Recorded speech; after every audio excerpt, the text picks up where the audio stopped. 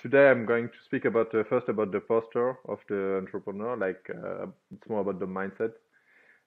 Trying to explain you what are the soft skills of an entrepreneur and how you can use them to find interviewees and to lead some successful interviews with an online focus. Because with the actual with the now crisis, it's quite tricky to make observation on the field. So I'll explain you how to do it digitally. So before that, I really wanted to highlight something, to emphasize something that I think is super important when you start observation, start being interested in design thinking, and maybe in creating or launching a company. Is the fact is to know what are the main reason why startups are failing, and the main reason is the fact that you have a product or a service which doesn't answer a problem, which doesn't find a demand, which doesn't interest customers or potential clients. And it's the main reason, which means um, which means a lot of companies are launching products and services without knowing if those products or services are really going to help people and to help them solve their problem. So it's something quite interesting to know and to keep in mind, because it means that the most important thing for a company when you are launching a company or a product or a service is to focus on the market, to be client centric, to focus on the customers. And the more you are going to be in touch with the customers, trying to understand who they are, what they really want, the more you will increase your chance to not to fail, to succeed.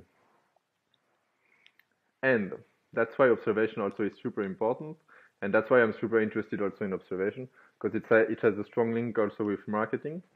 And today I wanted to present you a few things. It's a kind of a roadmap. We start with the posture, the mindset of the entrepreneur, so it's really the basic, and then we go through different stages, um, different stages, and you'll see from the we'll go to from the mindset to the validation of your value proposition, and I will try to give you some really practical tips and advices to know how to find interviewees, how to find a value proposition which really fits with the market, and how to be able to how to do it as fast as possible. Because as a startup or as a product manager, you need to be super quick, and the faster you are, the better it is, kind of. And you have a lot of there was a lot of tips and a lot of things you can do to be faster and to be agile. For example, this all the things I'm going to speak about, to all the things I'm going to present you today, are things that some entrepreneurs are doing like in 48 hours. So in 2 days, they start thinking about their persona, the early adopters, and they go through all those steps and they validate their value proposition. So in 2 days. So it's something that can be really done really quickly, and I will explain you how to do. So first, something super important. It's always linked to the first slide I show you during the introduction. The fact that most of the company fail because they don't find a product or a market fit, and it's really started. It starts with the mindset. Like, you have a lot of entrepreneurs starting creating companies, and they don't know, or at least they don't have the right mindset. And for me, an entrepreneur is someone who is able, through his own empathy and his understanding of other people's problem, will be able to deliver a relevant and cost-effective value proposition. So it's a really specific definition of what an entrepreneur is. But as an entrepreneur, you need to be a problem solver. You need to have empathy, to be able to understand people, to listen to them, listen to their problems. So an entrepreneur is a problem solver, and it's also someone who is really customer centric, really client centric. And the better you know your customers, the better you know their needs, the more likely you will be to find a good solution, a relevant solution to the problem they have. So I really encourage you to be as customer centric as possible, and it can go really far, this mindset, because now, for example, in the most innovative companies, they are so client centric that they use the knowledge of clients to design and to co-create the solution, which means the customer has already the solution to his own problem. You just need to listen to him to be able to increase his creativity and create conditions in which he's going to be able to find solution to his own problem. And then you just collect this knowledge and you'll um, translate it in a product or a service. And I'll show you how to. So everything starts in observation, but also in marketing when you're selling something. Everything starts with the persona. So it starts with the how good do you know your target. And at first, when you start observation, you don't know your target usually. Like you identify the problem you want to solve usually, but you don't know who is the early adopter. Like if you find a solution to the problem you identified, you don't know who is the most likely to be interested in your solution. So it means, but you still need to do a persona. You still need to know who could be interested in what I'm doing. And to do that, because you don't know your customer super good, you'll do probabilities. That's the way I do it. Like when I start thinking about an idea for a startup or an idea for a product, a service, an article, a content, doesn't matter. I just ask myself like, who is the most likely to be interested in what I'm going to do, in the problem I identified. So yeah, I took an example. So a few questions you should ask yourself: who could be your early adopter? Who is the most likely to pay for a potential solution?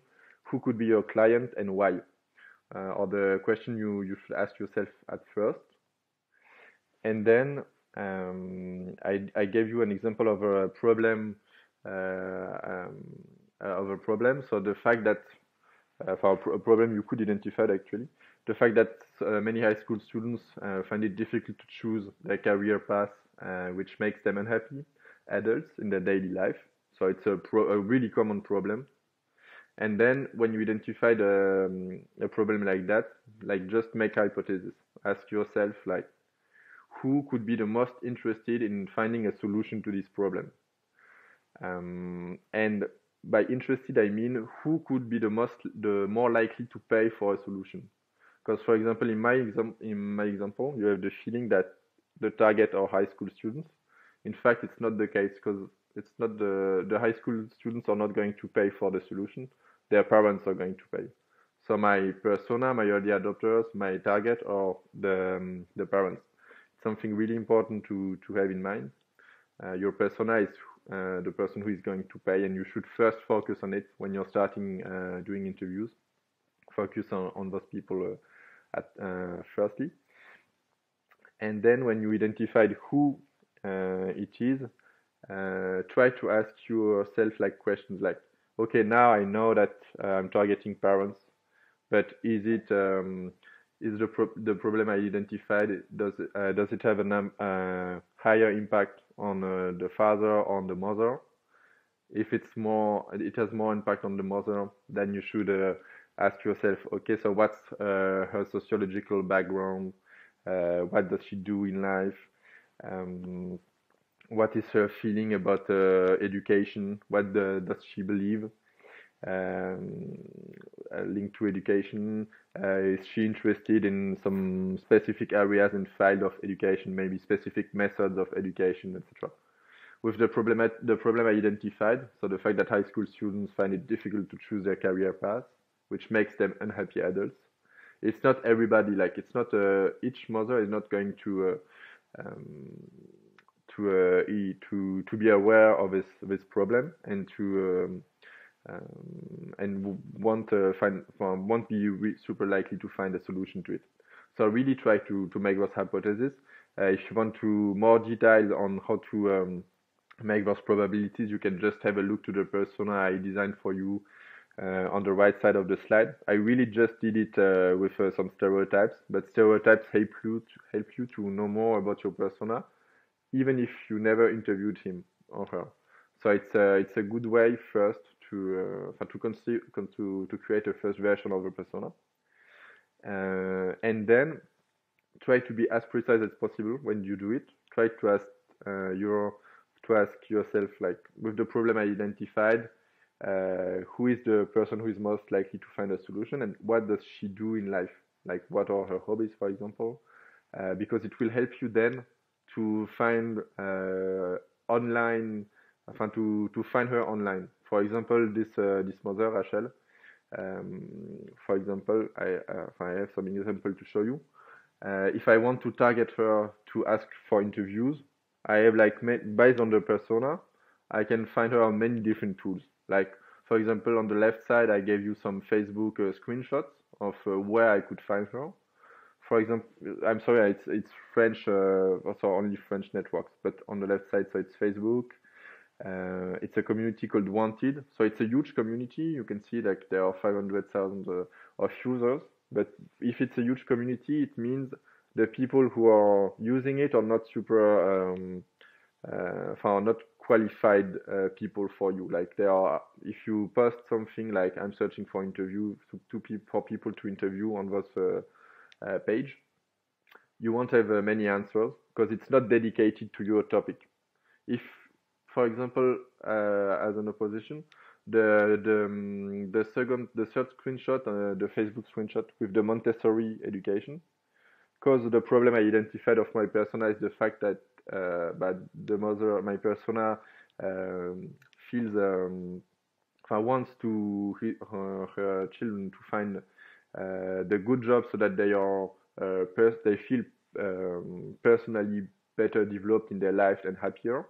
It's something which is it's a belief which is really strongly represented, for example, in the Montessori education.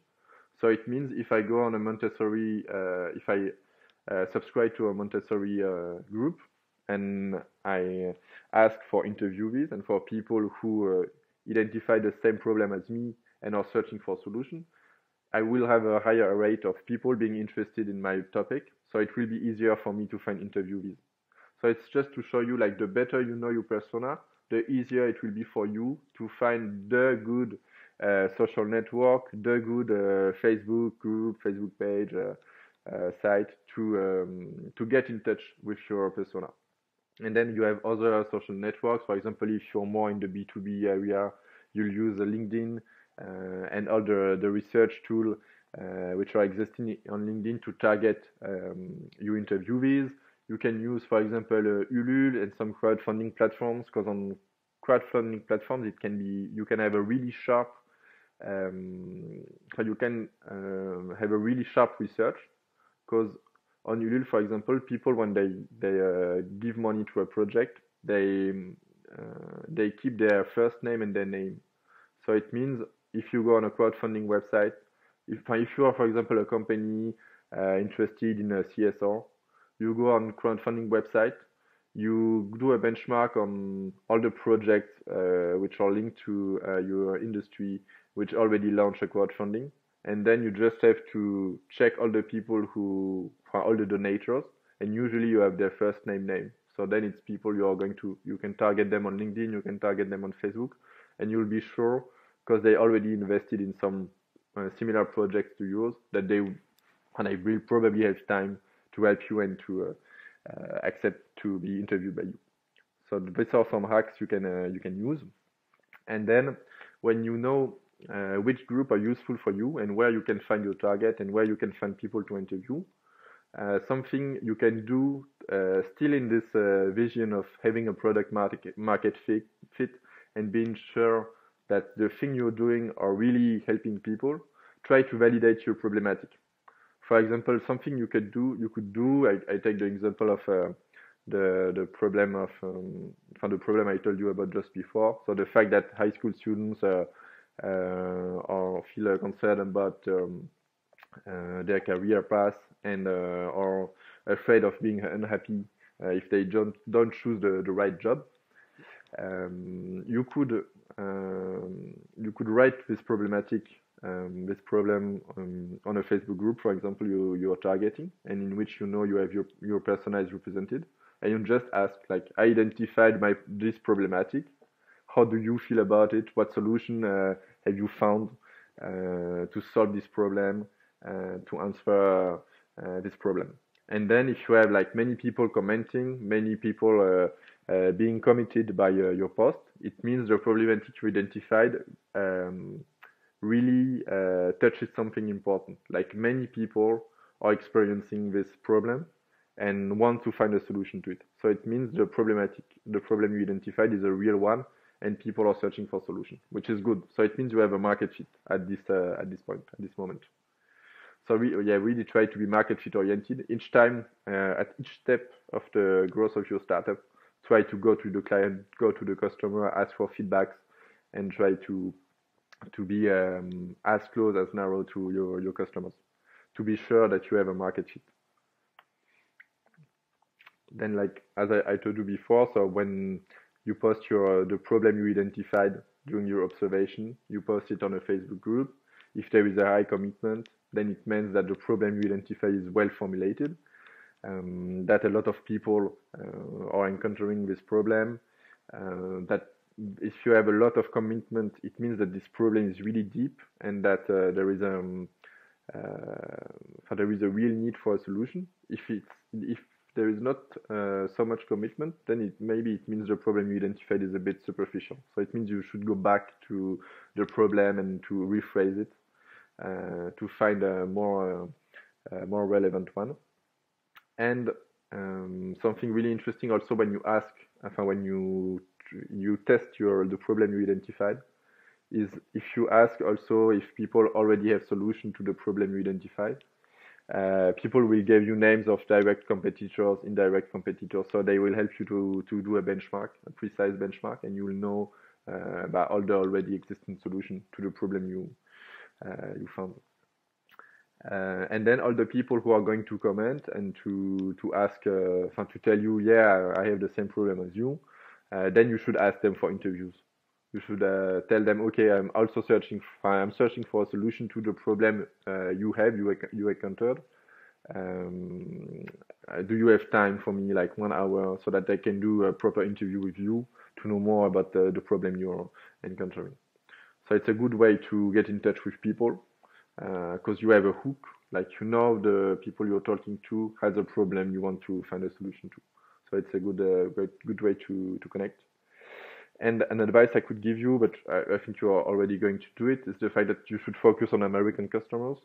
As you know, and it's better to focus on American customers because most of the time startups, companies, but also product, services, innovation are much more, how can I say that?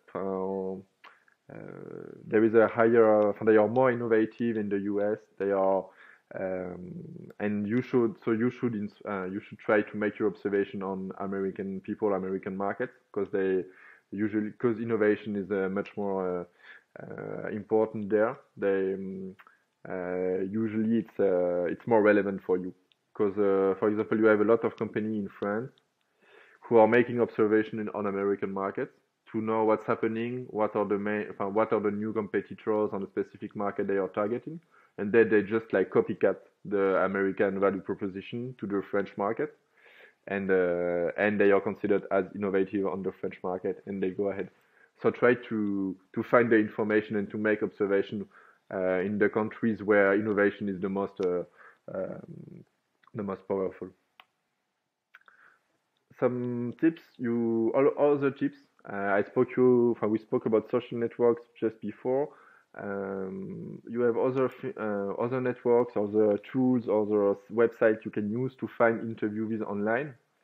All those websites, you'll have my presentation, so you can have a look on them.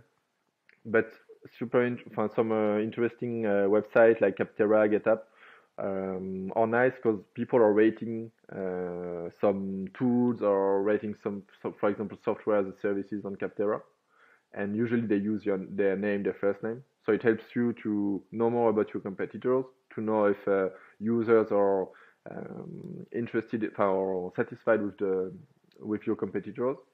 And then, if not, it's people you can target for interviewees by telling them that you would like to be better than the competitors that already used, and that you will appreciate to have an interview with this person. So all those websites, you can go on them or just check on Google. They are all dedicated to something specific, and they will help you to find communities, people interested in the market you're targeting, and maybe future lead also for your value proposition.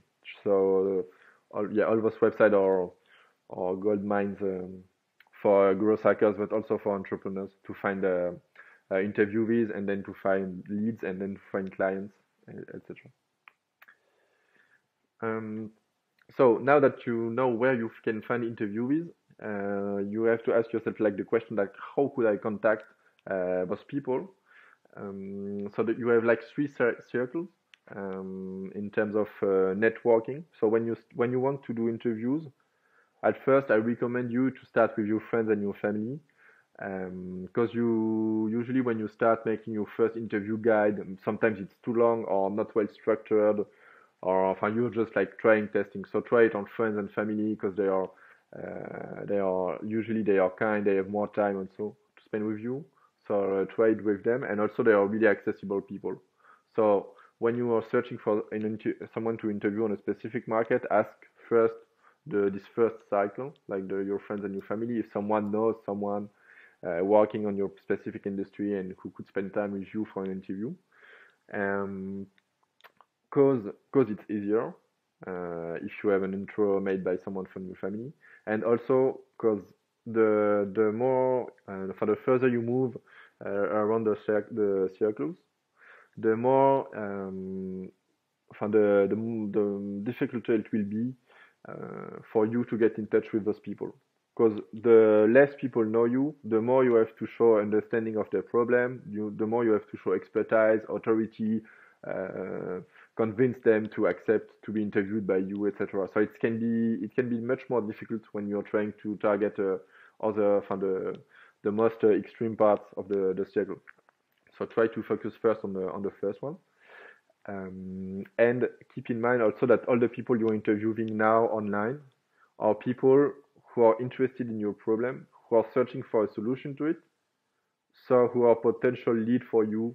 So it means in 6 months or in 3 months, when you prototype your product, your service, or your business ID, those people are a potential lead and people you could make business with. So really try to keep keep an Excel file where you storage all those contacts, and try to keep in touch with them, to give them some news on how on the evolution of your project, because it's you are now like creating a community, like making interviews. It's already like finding client. For me, it's like starting generating lead, because those people are searching for solutions. So they are usually they are ready to pay for something. So they are potential clients. And a tip I can give you also to facilitate the meetings you can do for to organize the meetings with people is to use a Calendly, which is a kind of agenda you can share with people. So if you ask an interview to someone, you just like send him or her your Calendly link, your agenda, and the person can book directly an interview slot with you. So at this moment of your observation or your online observation, like you have a meeting with someone, and now you ask yourself the question like, how should I structure my interview, the meeting with this person? So here I'm not going to spend a lot of time of it, but it's just like the structure. I advise you to use this structure.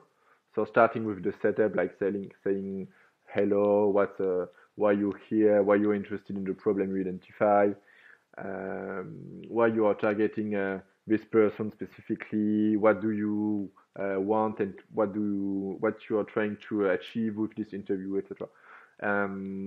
So try to I advise you to respect this structure, and I will send you my presentation. Here on the Drive link, you have it's the structure I use usually to do interviews. It's for me, it's the best structure to make relevant interviews. So you'll see on this file you have a list of questions and of the thing a list of things you should ask to people to be sure that the interview you're doing is relevant and that you'll have insights and valuable information of your customers. So you can have a look to it after. And after this, now you've done your interview, you had the good structure, so usually you have good information.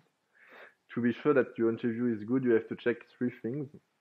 The fact that the person you interview wants to know more about your project. If there is a curiosity, it means that this person had the feeling you listened to her, you understood her problems. So she will be interested in knowing more about your project. So this is a good sign. So it means like she's already like acting like kind of like a lead. So it's good. If you have a lot of if you collected a lot of insights, surprising information, some paradoxes about the customer, if you learn something you never heard about before during the interview of your customer, it's a good sign. So it means your interview was not superficial and you managed to go like deep in detail to really understand the complexity of the people for the person you had an interview with. And another good sign is the fact that if at the end of the interview you know that your problem is relevant and you have many ideas of potential solution to this problem, then it's a good sign too. If after an interview you have only one idea of what could be a solution, it means that you haven't been, means for now, you haven't been creative enough. You didn't try enough things, enough ideas. You didn't try to find different solutions. And it's really important to try different solutions. The more you're going to try, the better you'll find the best solution to the problem you identified. So this is also a good sign. Then three things I'm not going to focus on during the presentation, but I still wanted to mention them. So the next steps, so after that you've done a good interview, you will have to synthesize it. So you have workshops on synthesizing interviews, so that's why I'm not going to go further on it. So synthesize your interview, iterate on your persona. So the persona, it's the file I showed you just before at the intro of my presentation. So the persona I show you was based on probabilities. So it was just based on some stereotypes you could have on your early adopters. Now that you really met your early adopters, you should iterate on your persona. You will have usually you have insights, you have verbatims, so quotation of the people. You really know why this person is having the problem you identified. So you need to iterate. Now your persona is someone real, which is much better and much more relevant than having a persona based on probabilities. And then the last thing, when you iterate on your persona, so you know who he is and what problem he has and what solution you could propose him. Then you are starting to conceive your value proposition. So it means you're going to consider a sentence, a short sentence, which synthesize the solution you could offer to customers to the problem you identified. So the same, you have some specific workshops on the value proposition. So I'm going ahead. Something super important. So when you have a value proposition, and also because you spend so much time on observation, like some people, when you're starting a product or service, etc., you have to do interviews constantly, and you can do like 100 qualitative interviews of people. So it means you're spending a lot of time on acquiring knowledge. If you just keep it for you, it's valuable, but it could be even more valuable if all this knowledge you acquired, if you share it to your customers, potential clients, interviewees, etc. Because it will also give them value, and it will also help them in their daily life and to solve the problem you identified with them. So it's super important. So at first, I advise you to create some snack content based on all the observation you did. You will learn a lot of things. Try to make some really some small synthesis of what you learned, and it will help you post them, for example, on LinkedIn, which is a social network I use a lot. Post them on LinkedIn, and you'll see if people are committed by the content you're creating, and you'll see also that people from the same industry or concerned by the same problem you identified will add you on LinkedIn. So it will help you to grow your network. And by creating those snake content on the observation you did, you'll grow your expertise, you'll grow your network, you'll grow your authority, you will be identified also as an expert on your market. So it's super, super interesting for you. So observation is really, I told you before, like observation is something super, super useful to acquire leads, because with observation you can create content, and with content you can generate leads. So try to keep this in mind. Um, so yeah, and then a last tip, which for me is super useful, and when I understood that, I really like leveled up in my as a marketer, but also on my entrepreneurial project, is the fact that when you learn something about your market or about your persona, etc., like always ask yourself, how could you teach what you're learning to a potential client? How could you um, use this knowledge to give value to your customers? And if you do that, you will be super client centric, and everything you learn and the time you'll spend on learning things about your market, your customers, will be a time with a return on an investment, because it will help you to acquire leads. So super important to do it. And this is everything is online, so it's still about making observation online. Here I have some examples of things I do, like for example on LinkedIn. This is a snack content I created, like based on an observation I did. I did like a synthesis of what I learned, and I asked people like if they were interested in it, and they could receive an article about what I learned about the topic against commenting, if they commented my post. So it was super interesting for me, because it helped me to identify people I could interview, because all the people who commented my post are people I can chat with them on LinkedIn, ask for interviews. But for me now it's more like generating leads. So with this content, based on my observation and things I learned, I could transform it to something I could use to make business. So try to always have this in mind. It will help you, and you will be more efficient. You won't spend time on things that are not valuable for your clients also. And then, Et du yeah, coup, pardon Paul, yes, sorry. Okay. So how can you know that you have a good idea and startup idea in only 48 hours? Do you have an article for that or yeah, something? of course I have, but it's the last slide, so I'm going to. Okay, It's now. okay, all right, thanks. Thanks. So now it's about prototyping and going to the market. So now at this time, like you created a content which you know has a market fit, because the content I showed you just before, like I had like 50 leads, so 50 people interested in the content I did. Now that the content is validated, you can ask yourself, like, this solution I gave to people, this value I gave to people, how could I prototype it? How could I design it to be a product or a service?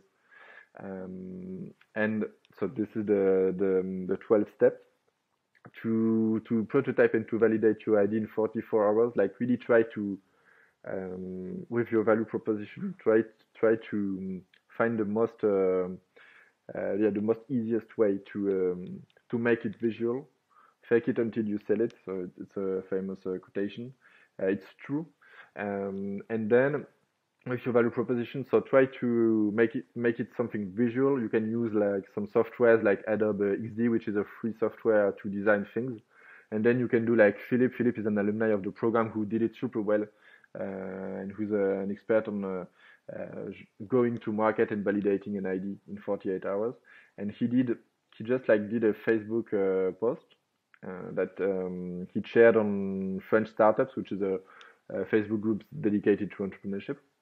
And he just explained like the problem he identified, the solution he created, and what are the main functionalities of the solution. So based on the observation he did, and then he created um, a fake product, like he did it on Adobe XD. So it's a visual of his product, of what could be his product, and then he just asked people, "Are you interested in it or not?" He spent like one afternoon during this post after the observation, and in during the night he had an incredible commitment on the post, and a lot of people were super interested in trying this prototype and trying this tool. So with this he validated the problem he identified. He validated the persona because he found the good Facebook group to target. He validated the main functionalities of the solution. He validated the user experience and the design of the prototype. He validated the fact that people were interested in it, and that there was a traction, and that there was a product market fit, which is the most important thing. And now what he did, like he wrote to all the people who commented the post to ask them for interviews, to go deeper into details, to know more about their problems, their feeling, what they really want to achieve with the tool, etc. So after that, he really started to make a lot of interviews. They made like 100 interviews, so you don't need to make as much of as them. Even if at the end of your startup you'll probably have done more than 100 interviews, or at the end of the life of your product. Um, so yeah, and he was really what is really interesting with this method is that you always, like, each time when you go from a step to another, you know that you have a market fit because you ask to real people what they think about it. So it's super it will increase your confidence because you have a lot of entrepreneurs feeling anguished because they are creating a product or a service during years in their bedroom, and they never know if what they are working on is really fit with a market, and uh, it's really unsecure to do it like that. So that's why it's super important to do it with this roadmap I show you. It will help you to increase your serenity also as an entrepreneur, and it's super important to keep this serenity. And then when your prototype is validated, you can do your come out as an entrepreneur, which are usually at this moment of your project, you're super happy because you did your observation, you validated your prototype, you know yet there is a traction, you have client interested in what you're doing. So you're an entrepreneur kind of, even if you don't have a product or a service, but you sold it already, which is good. Um,